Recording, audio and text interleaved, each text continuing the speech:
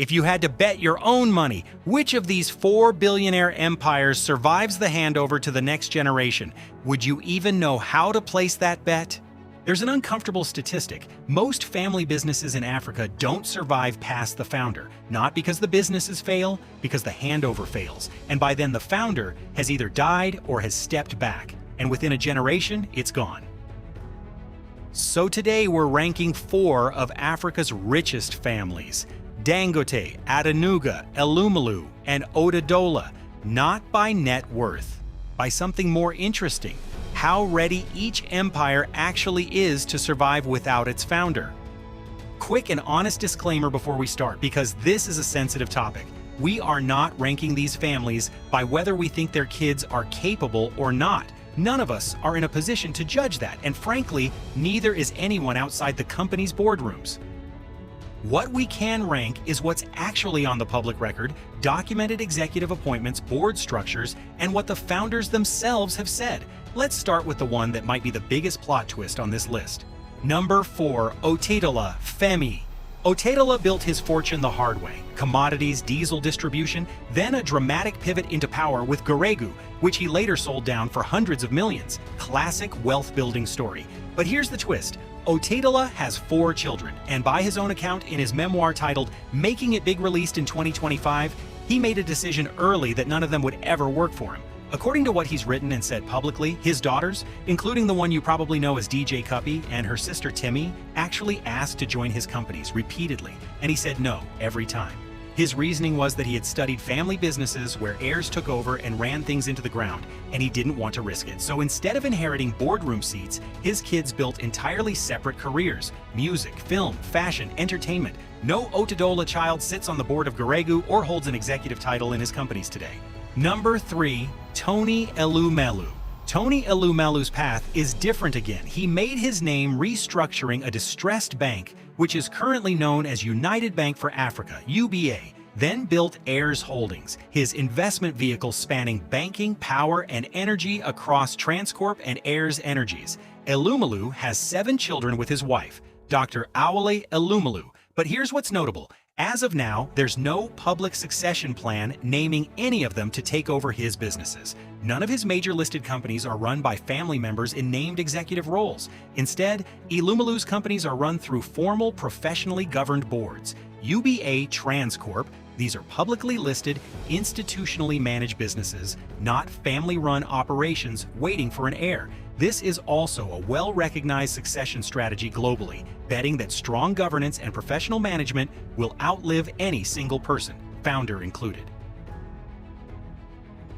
Number 2, Mike Adenuga. Mike Adenuga is famously private. The guy barely gives interviews, and his empire, Globacom and Connell, has been built almost entirely out of public view. But behind that privacy, something quietly significant has been happening for over a decade. 3 of his daughters hold real senior positions today. Bella Disu has been at Globacom for more than 20 years and became executive vice chairman back in 2019, second only to her father. Afolasade is group executive director for legal across the Adenuga Group. Abimbola has been an executive director at Conoil since 2013. So on paper, this looks like Dangote's model. Daughters in real executive roles. But there's a key difference. Adenuga, by every account, remains extremely hands-on and firmly in charge. It's more like the next generation has been quietly getting groomed and trusted with real responsibility for over 10 years, but the founder hasn't let go of the wheel yet.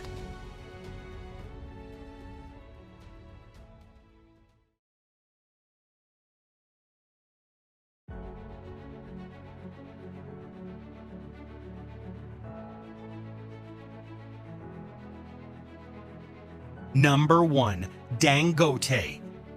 The family that's turned succession into an actual public strategy, Dangote. In July 2025, Aliko Dangote retired as chairman of Dangote Cement and appointed one of his daughters to its board.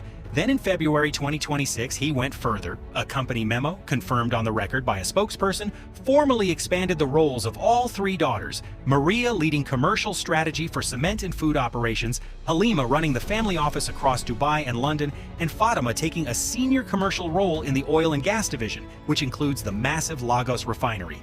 This wasn't quiet. It was framed explicitly as succession planning tied to a public target, growing the group into a $100 billion business by 2030.